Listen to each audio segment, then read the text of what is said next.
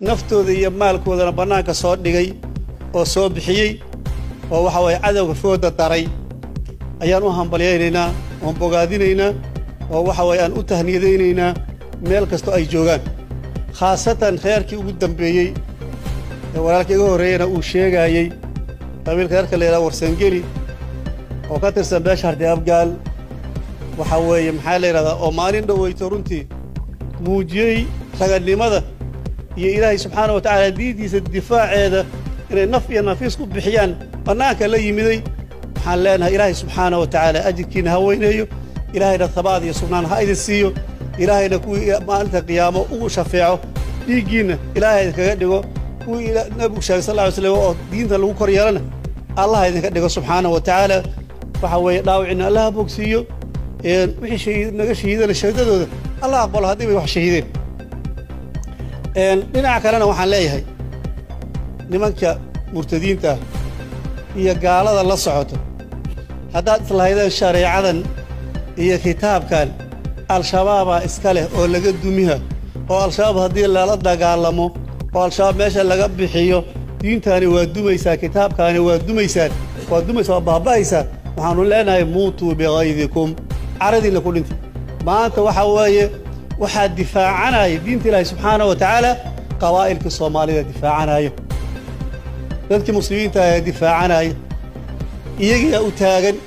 wiilashooda iyo maxaa gabdhahoodii iyo waxa weeye hooyooyinkii iyo aabbayaalkaa u taagan waxay muujinayaan oy caddaynayaan wixii uu soo abaabulay xasan sheekh iyo kooxiisu ay soo abaabuleen waxa weeye inay ka dhigaan hal bacaad lagu lisi ayna muujiyaan oy dabaqaan qowlka ilaahay subxaanahu wa tacaala laa tajidu qawman yu'minuuna biاllaahi waاlyawmi alaakhir yuwaadduuna man xaadda allaha warasuulah walow kaanuu aabaa'ahum aw abnaa'ahum aw ikhwaanahum ilaa aakhir aaya nimanka walaalaheen warsangeli nimankay la dagaalayeenoo ku soo duulay oo 20 iyo xoogaaga ay ka dileen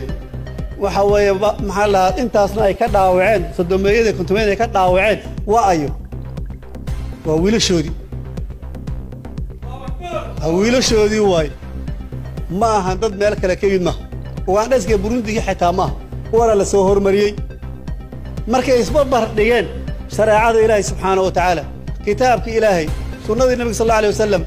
iyo wiilashoodii markay isbarbar dhigeen yay hormariyeen kitaabka ilaahay hormariyeen sunnada nabiga hormariyeen wiilashoodii waa laayeen sababtu maxay tahay diinta ilaahay ka hor yimideen shareecada ilaahay ka yimideen yay ku dayanayaan waxay ku dayanayaan nabi maxamed salawaatullahi wasalaamu calayh abubakar cumar cusmaan raggaasi ku daya waaqacadii badar dadka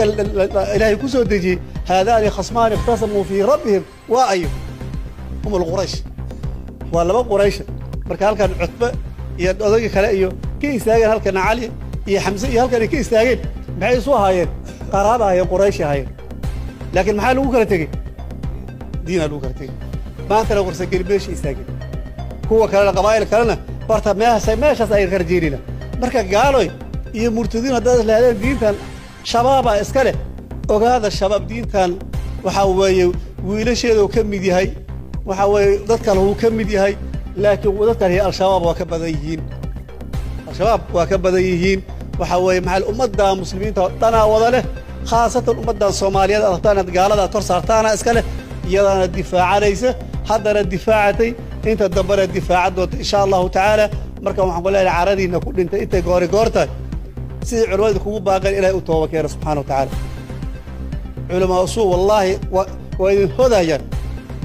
idin hodayaan waxa weeye boholay idin qodaayaan aakhira beel iyo adduunbeel ay idin wadaan waxaan leenahay yaysan idin sirin ka soo noqdo culimmadaa walaalihiina ee rabbaaniyiinta aan ilaahay subxaana wa tacaala diintiisa adduunya ku dhaafsanayn kuwaasaa xaqa runta idin sheegay waxaan leenahay waxa weeye murtadiinay iskaga soo laabta diidna dadkeeda waa aragteen xabadda ka soo dhaca xanuunkeeda waa aragteen waxaan leeyahay ka soo noqda waxaad ku jirtaan dadkii la siray soo maahan culimmada caddaysa toobad waa furanta innaguna ma diidi karo muslimiintuna ma diidayaan cidda ilaahay u soo noqoto tooba keenta waxaa weeye toobada ilaahay waa furanta ilaa naftu halkan timaado ama qorraxda ay ka soo baxdo dhinaca ay u dhacdo ay ka soo baxdo dhinaca ay u dhacdo ay ka soo baxay intuu dhahay tooba waa furanta waxaan leenahay tooba keena oo soo noqda ayaanu leenahay culammadan idin bayaasisay toobadii furanta akhiiran waxaan rabaa inaan ku soo gabagabeeyo marka